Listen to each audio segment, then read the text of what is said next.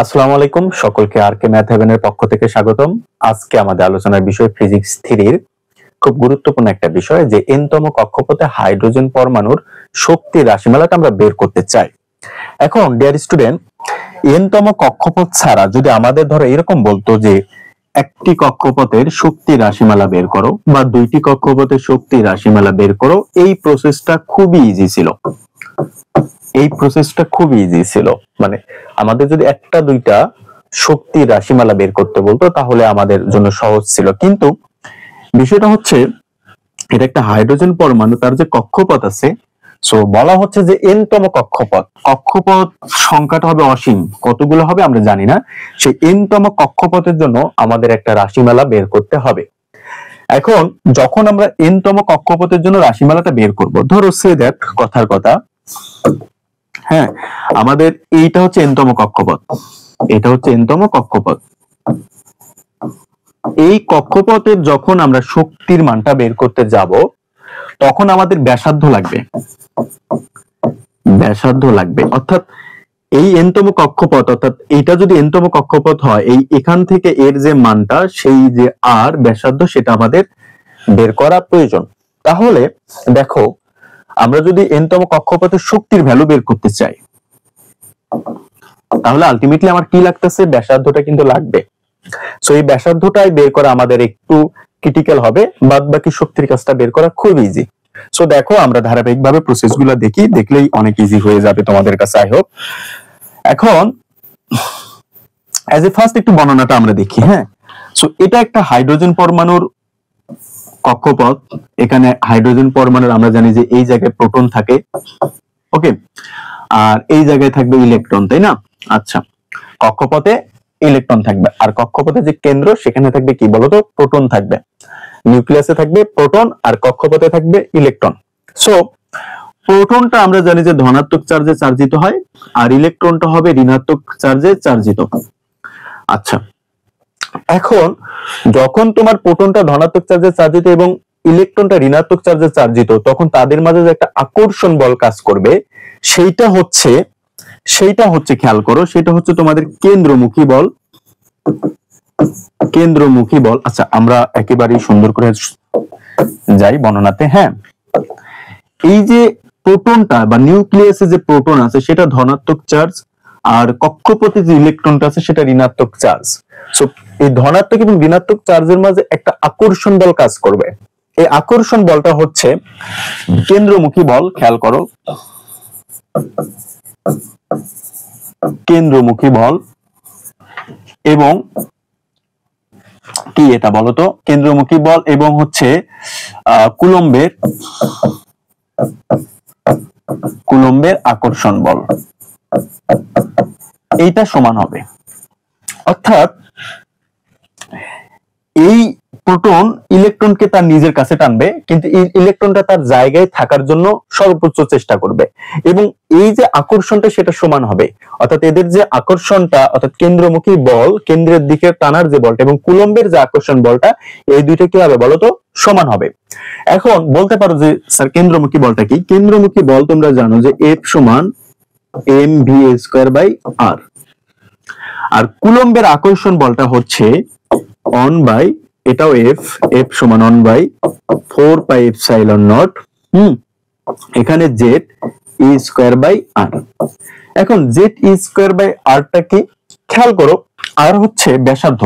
আর কি, এই যে আমাদের কেন্দ্র থেকে যে ব্যাসার্ধ, সেটা হচ্ছে r। আচ্ছা, কেন্দ্র থেকে যে ব্যাসার্ধ, সেটা হচ্ছে r। আর z(e)টা কি? z(e)টা হচ্ছে কেন্দ্রে যে ধনাত্মক চার্জটা আছে, সেইটা। ডিয়ার স্টুডেন্ট, আমি আর একটু বড় করে দেই। এই কেন্দ্রে যে ধনাত্মক চার্জটা আছে, তার পরিমাণ হচ্ছে Ze, ওকে, আর এখানে যে ইলেকট্রনটা আছে, সেটা হচ্ছে E। এই দুইটার গুণফলই হচ্ছে Ze², অর্থাৎ Ze into E, that's mean Ze²। আকর্ষণ বল যখন হবে, সেটা গুণফল অবস্থায় থাকবে, এবং সেটাকে যখন ব্যাসার্ধ দ্বারা ভাগ করার পর যে ধ্রুবক আছে, একটা ধ্রুবক 1/4πε0, এইটা দ্বারা গুণ করে দিলেই কিন্তু আমরা কুলম্বের আকর্ষণ বলটা পাই। সো এই ভ্যালুটা আমরা এখন এখানে বসিয়ে দেই। সো দেখো, এখানে হচ্ছে mv²/r আর অপোজিট হচ্ছে 1 by 4 pi epsilon not Z A square by R. I hope যে তোমরা এটা বুঝতে পেরেছো। এখন এখান থেকে আমরা খুব ইজিলি এম ভি স্কয়ারের মানটা বের করতে পারবো। সো অপোজিট থেকে উভয় পাশ থেকে আমরা কি করতে পারি, এখান থেকেও আর এখান থেকেও আর। আচ্ছা এখানে একটা বিষয়, আমরা যে এখানে আর লিখেছিলাম জেড ই স্কয়ার, এখানে দূরত্বর বর্গের বর্গমূল হবে, দূরত্ব কি হবে মানে বর্গ হবে আর কি। দ্যাটস মিন এখানে হবে আর স্কয়ার, এখানে কি হবে বলতো আর স্কয়ার হবে।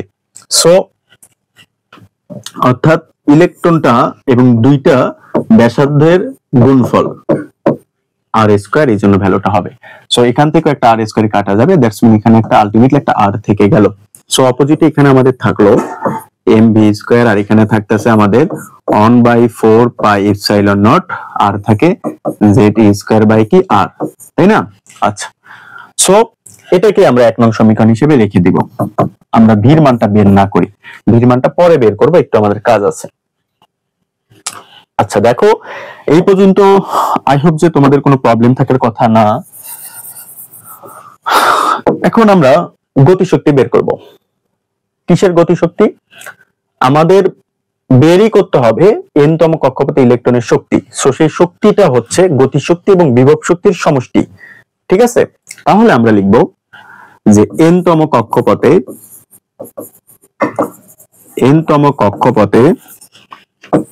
ইলেকট্রনের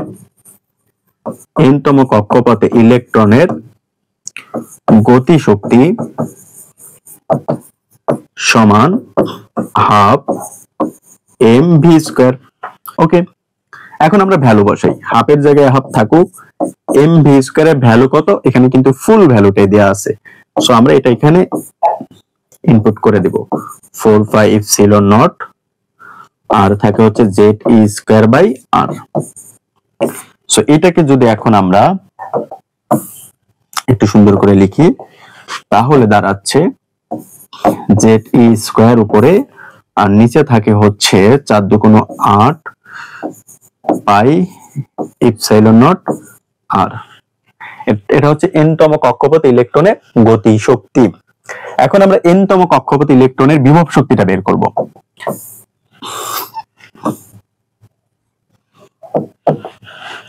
তাহলে দেখো n তম কক্ষপথে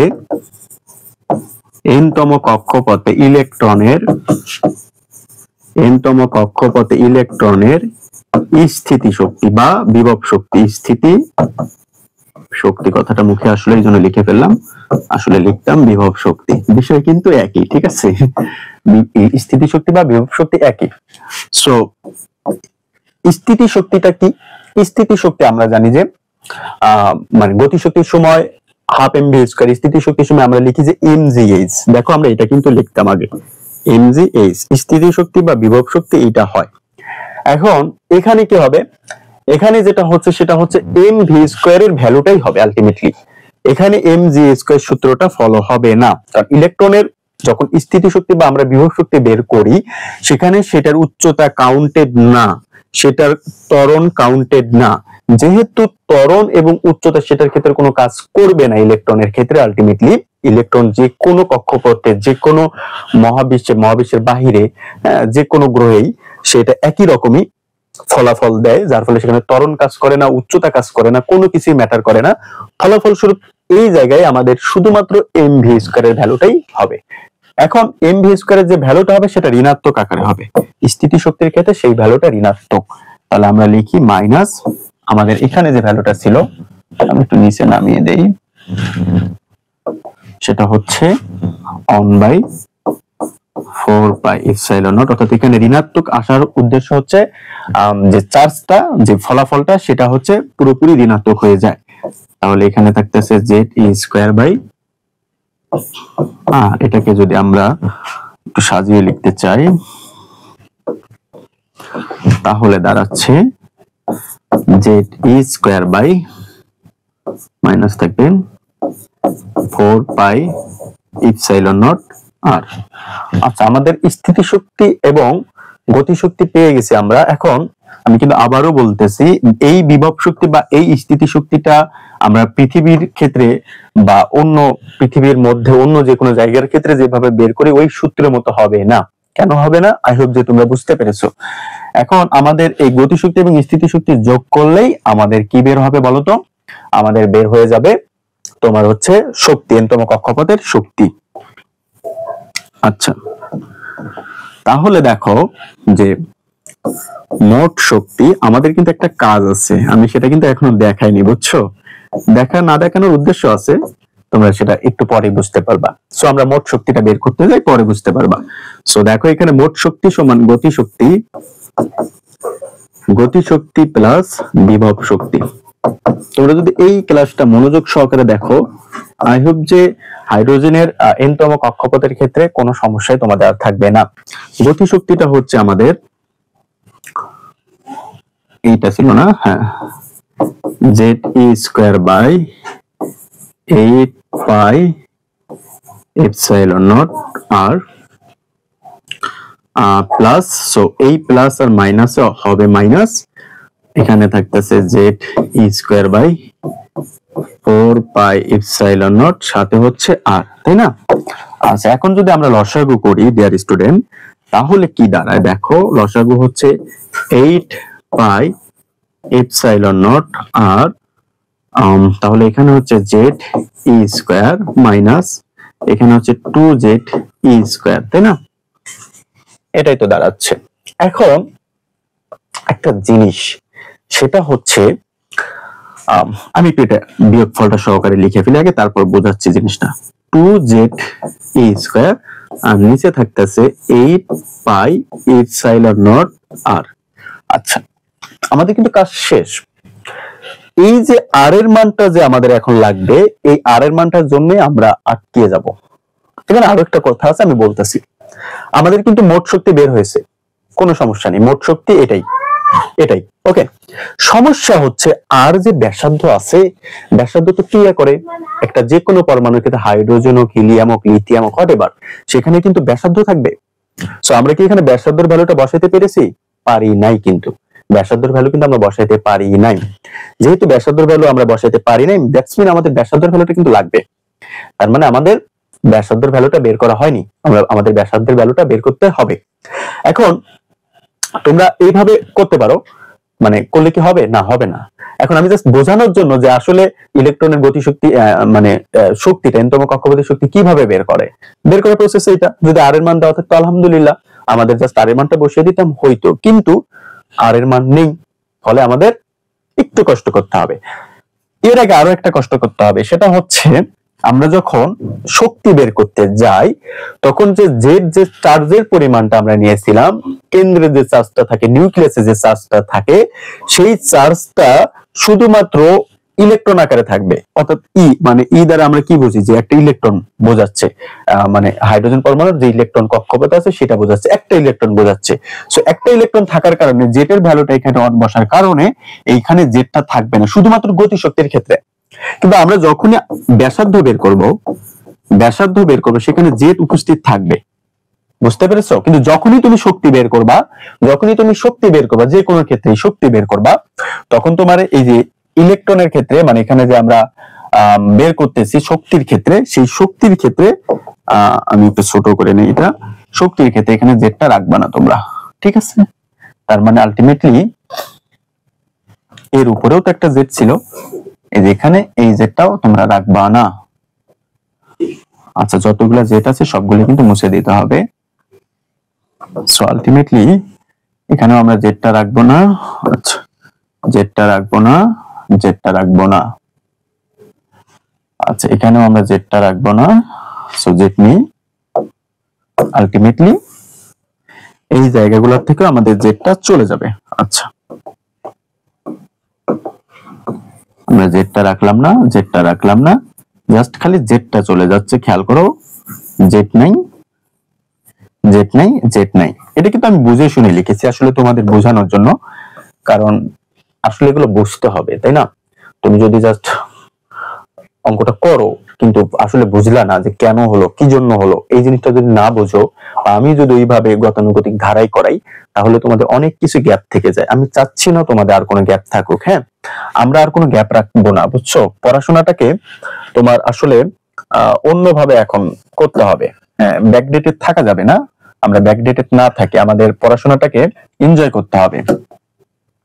আচ্ছা, এখন আমরা যে কাজটা করব সেটা হচ্ছে, এর আগে আমরা কি করলাম, আমাদের এখানে আর এর ভ্যালুটা অনুপস্থিত। এখানে আমাদের আচ্ছা, দুইটা থেকে একটা গেলেগা, তো এখানে বিয়োগ ফলে আমাদের একটু মিসিং হয়েছে। দুইটা ই থেকে একটা ই গেলেগা, শুধু ই স্কয়ার হয়, শুধু মাইনাস ই স্কয়ার, তাই না? আচ্ছা, তো আমাদের আর এর ভ্যালুটা বের করতে হবে। এখন আর এর ভ্যালুটা কখন বের করতে হবে সেটাও একটু দেখিয়ে নি জায়গাটা। হ্যাঁ, একটু দেখো, এই এই কাজগুলো তুমি করবা, এগুলা করবা, এগুলা করবা করবা। হ্যাঁ, আমি প্রথমে যাই, চলে যাই। আচ্ছা, দেখতে পারো কিনা জানি না, এই যে 1 নং সমীকরণটা যে করলাম না, এরপরে আমরা যে আর এর ভ্যালু লাগবে না শেষে এসে, সে আর এর ভ্যালুটার জন্য এই যে 1 নং সমীকরণটা যে করছো না, এরপরে আমি এখন যে কাজটা করাবো সেই কাজটা ঢুকাবা। মানে আমি এখন যে কাজটা করব, তোমরা সেই কাজটা এই 1 নং সমীকরণের পরে কাজটা করার পর, আমি যে কাজটা এখন করব সেটা ঢুকানোর পরে এই কাজগুলা করবা। ওকে, তাহলে দেখি আমরা যে আমাদের এখন কি করতে হবে।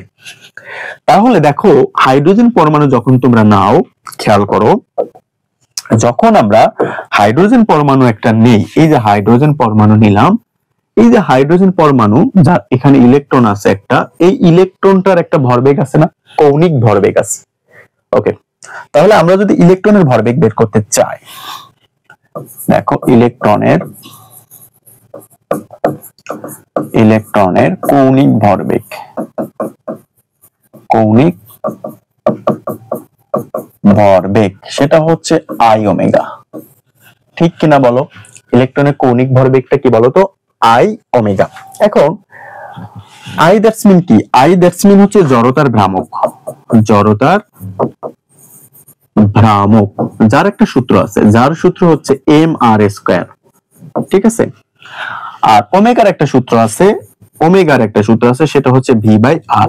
ঠিক আছে, ওকে, এই ভ্যালুগুলো এখন আমরা বসিয়ে দিলে ইলেকট্রনটার কৌণিক ভরবেগটা আমরা পেয়ে যাব। ইলেকট্রনের যে একটা ভরবেগ আছে সেইটা আমরা পেয়ে যাচ্ছি আলটিমেটলি। সো দেখো এখানে M R square into V by R. So আমরা যদি এখানে কেটে দেই, খেয়াল করো, তাহলে এখানে একটা আর থাকে, দ্যাটস মিন হচ্ছে আমাদের থাকতেছে এম ভি আর। আচ্ছা, এখন ডিয়ার স্টুডেন্ট, আমরা তো বোরের মানে হাইড্রোজেন পরমাণুর ক্ষেত্রে বোরের তো থিওরিটা কাজ করে। তো বোরের চতুর্থ থিওরি অনুযায়ী আমরা জানি যে এম ভি আর সমান এন ইজ বাই 2 পাই, যেখানে এন এর ভ্যালু 1 2 3 4 হোয়াটএভার হতে পারে, মানে যতদূর পর্যন্ত তোমার ইচ্ছা যেতে পারবা। তাহলে এই সূত্রটা কেন আমরা ইউজ করব? এই সূত্রটা ইউজ করার পিছনে রিজন হচ্ছে আমাদের এই সূত্রতে এন এর ভ্যালু আমরা অসীম পর্যন্ত বসাইতে পারবো। আমাদের কিন্তু এখানে এন তম কক্ষপথের জন্যই লাগবে। সো তার মানে আমরা যদি এখন লিখি যে বোরের চতুর্থ স্বীকার্য অনুযায়ী, বোরের চতুর্থ স্বীকার্য অনুযায়ী আমরা লিখতে পারি এম ভি আর সমান এন এইচ, এটা এন, হ্যাঁ,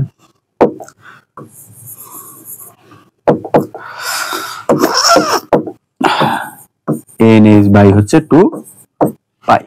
ওকে, এখন আমরা কি করব? আমরা এখানে যে কাজটা করতে পারি সেটা হচ্ছে ভির মানটা এখান থেকে আমরা বের করে নেব। তাহলে ভি সমান আমরা লিখতে পারি যে এন এইচ বাই 2 পাই, আর এখান থেকে এম আর অপোজিটে চলে যাবে। সো এটা হচ্ছে আমাদের ভির মান। এখন এই ভির মানটা আমরা আমাদের যে প্রথম 1 নং সমীকরণ ছিল, খেয়াল করো, প্রথম যে 1 নং সমীকরণ ছিল সেখানে আমরা বসিয়ে দিলে কিন্তু আলটিমেটলি আর এর মানটা পেয়ে যাব। তো আমরা সেটাই করব, আমাদের আর এর ভ্যালুটাই তো দরকার। তো দেখো আমরা লিখব যে ভি এর মান সমীকরণ একে বসিয়ে পাই। ভি এর মান সমীকরণ কততে বসাবো বলো তো? একে বসিয়ে পাই। সো সমীকরণ একটা কি ছিল আমাদের? এম ভি স্কয়ার সমান 1/4 পাই এপসাইলন নট, আর এখানে ছিল Z E square by R, maybe এটাই ছিল, হ্যাঁ এটাই ছিল। এখন আমরা ভ্যালুগুলা বসিয়ে দেই। সো ভির ভ্যালুটা বসাবো, আমরা এখনো ভ্যালুটা বসাইনি। সো এম এর জায়গায় এম থাকবে, ভির জায়গায় বসবে কি N H by 2 pi M R, এর উপরে আছে স্কয়ার, আর অপোজিটে যা আছে তাই থাকবে। আমরা একটু গুণ করে দেই, জেড ই স্কয়ার অনের সাথে গুণ করে দিলাম, তাহলে থাকে 4 পাই এপসাইলন নট, সাথে হচ্ছে আর। ওকে, সো এরপর যে আমরা কি করব দেখো, এম এর জায়গায় এম থাকলো, এন এর উপরে স্কয়ার মানে এন স্কয়ার, এইচ এর উপরে স্কয়ার মানে এইচ স্কয়ার, এম তো উপরে আছে, উপরেরটার সাথে রেখে দিলাম। সো নিচে থাকলো 2 এর উপরে স্কয়ার মানে 4, পাই এর উপরে স্কয়ার মানে পাই স্কয়ার, এম এর উপরে স্কয়ার মানে এম স্কয়ার, আর এর উপরে স্কয়ার মানে আর স্কয়ার, অপোজিটে যা আছে তাই থাকবে 4 পাই এপসাইলন নট আর, তাই না? ওকে, এখন ডিয়ার স্টুডেন্ট আমরা কাটাকাটি করব। ওকে, এখানে এম দ্বারা এম কে কাটলে একটা এম থাকবে, আর কি যায় কোথাও? আচ্ছা, আর আর কাটা যায়, এখানকার আর দিয়ে এখানকার আর কে কাটলে একটা আর থেকে যাচ্ছে। আচ্ছা,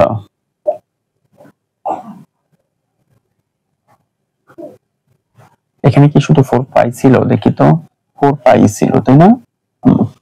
তাহলে আমরা যদি এখানে কাটি, 4 দ্বারা 4 কে কাটা, পাই স্কয়ার দ্বারা পাই কাটলে এখানে একটা পাই থাকে, এই তো।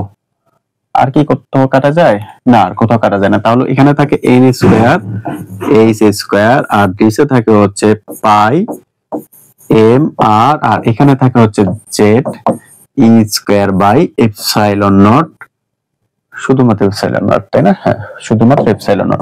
এখন আমরা আর গুণন করে দিয়ে আর এর ভ্যালুটা শুধুমাত্র বের করব।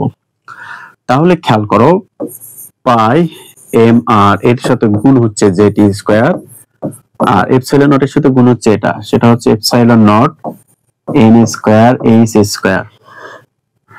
আচ্ছা, আমাদের এখানে শুধুমাত্র আর থাকবে, তাহলে হচ্ছে epsilon not N square H square divided, শুধুমাত্র আর থাকলো, তার মানে জেড ই স্কয়ার, আর এখান থেকে আসলো শুধুমাত্র আর, তার মানে পাই এম, পাই এম, এটাই তো বের হয়, তাই না? হ্যাঁ, এটাই হচ্ছে আমাদের 2 নং সমীকরণ হিসেবে আমরা রেখে দিলাম। ডিয়ার স্টুডেন্ট, এই জায়গায় আমরা যে কাজগুলা করলাম, এই যে আর এর ভ্যালুটা বের করে নিলাম না, এইটা তোমরা আমরা যে প্রথম যে কাজটা করেছি, এই যে দেখো, এইটা আমরা আর এর ভ্যালু বের করলাম, এই কাজটা, এই হুবহু কাজটা তোমরা কি করবে, এই যে 1 নং সমীকরণ আসছে না ডিয়ার স্টুডেন্ট, এই 1 নং সমীকরণের এই জায়গায় আগে করবা, এই যে এই জায়গাটায় বসিয়ে দিবা কাইন্ডলি, এই জায়গায় ওই কাজটা করার পরে এই কাজটা তোমরা কিন্তু করবা। আই হোপ যে তোমরা বুঝতে পেরেছো আমার বিষয়টা, আমি কি বলতে চেয়েছি তোমাদের। সো এখন আমরা ওখান থেকে যে আর এর ভ্যালুটা পেয়েছি সেটা এখানে বসিয়ে দিব, তাই না? সো আলটিমেটলি আমরা ভ্যালুটা বসিয়ে দেই এখন। আচ্ছা, সো এখানে থাকে minus E square divided 8 pi epsilon not, আর থাকে on by R, on by R, on by R. So আমরা ভ্যালুটা বসাই অন বাই আর, তাই না? আমি একটু কাজটা সিম্পলি করে দেই, একটু টাইম লাগলেও। সো দেখো, এখানে হচ্ছে মাইনাস ই স্কয়ার, আর থাকে 8 পাই এপসাইলন নট গুণন, আমরা ভ্যালুটা কি পেয়েছিলাম? ভ্যালুটা পেয়েছিলাম হচ্ছে এইটা, epsilon not N square H square by Z E square pi M. এখন এই জায়গাটায় খেয়াল করো, এই আর এর ভ্যালুটা এখন অন বাই আর আকারে আছে। সো অন বাই আর আকারে যদি থাকে, ওখানে অন বাই আর আকারে আছে, তার মানে ভ্যালুটা উল্টিয়ে যাবে, উল্টিবে ভ্যালুটা, অর্থাৎ এটা যাবে উপরে, উপরেটা আসবে নিচে, অন বাই আর মানে উল্টানো, তার মানে Z E square pi M টা হবে উপরে, Z E square pi M. So আমরা এখানে বসাবো Z E square pi M, আর নিচে বসবে হচ্ছে epsilon not N square H square, অর্থাৎ অন বাই আর এর যে ভ্যালুটা, ওখানে শুধু আর এর ভ্যালু ছিল, ভ্যালুটা উল্টে যাবে। সো এখন আমরা জাস্ট সিম্পলি গুণ করে দিব, সিম্পলি গুণ করে দিব আমরা, দেখো সেটা হচ্ছে উপরে দাঁড়াচ্ছে হচ্ছে মাইনাস থাকবে, এখানে কত হচ্ছে Z E to the power 4, Z E to the power 4, সাথে থাকে হচ্ছে পাই এম, আর নিচে থাকে হচ্ছে 8 পাই এপসাইলন নট হচ্ছে দুইটা আছে স্কয়ার, সাথে থাকে এন স্কয়ার এইচ স্কয়ার, তাই না? হ্যাঁ এটাই। আচ্ছা কোথাও কি কাটাকাটি যায়? হ্যাঁ পাই পাই কাটা যায়, তাই না? এই যে এখানকার পাই কাটা যায়, আর কি কিছু কাটা যায় না? আর কিছু কাটা যায় না। তাহলে আলটিমেটলি আমাদের ফাইনাল ডেস্টিনেশন বা ভ্যালুটা হচ্ছে minus Z A two the power 4 divided হচ্ছে 8 epsilon not square N square H square. এটাই হচ্ছে আমাদের, এটাই হচ্ছে n তম কক্ষপথে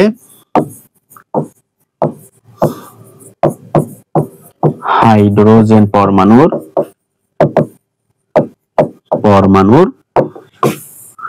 শক্তির রাশিমালা। সো খেয়াল করো প্রিয় স্টুডেন্ট, আমাদের যখন হাইড্রোজেন পরমাণুর শক্তির রাশিমালা বের করতে করো, এখানে হচ্ছে আমাদের মানে যে এমটা আছে সেই এমটা কিন্তু এখানে বসিয়ে দিতে হবে। এই যে এম যেটা ছিল সেটা আমাদের এখানে বসিয়ে দিতে হবে। এটাই হচ্ছে হাইড্রোজেন পরমাণুর n তম কক্ষপথের ব্যাসার্ধের রাশিমালা। সো আই হোপ যে তোমরা বুঝতে পেরেছো। সো দেখো ক্লাসগুলো মূলত তোমাদের জন্য তৈরি করা, যাতে তোমরা ঘরে বসে সেরা একটা প্রস্তুতি নিতে পারো। সো তোমরা তোমাদের ফ্রেন্ড সার্কেলের সাথে ক্লাসগুলো শেয়ার করে তাদেরও পড়াশোনার একটা ভালো ভূমিকা রাখতে পারো। কারণ দেখো জ্ঞান কখনো নিজের মধ্যে রাখতে নেই, সীমাবদ্ধ রাখতে নেই, জ্ঞানকে বিস্তৃত পর্যায়ে নিয়ে যেতে হয়।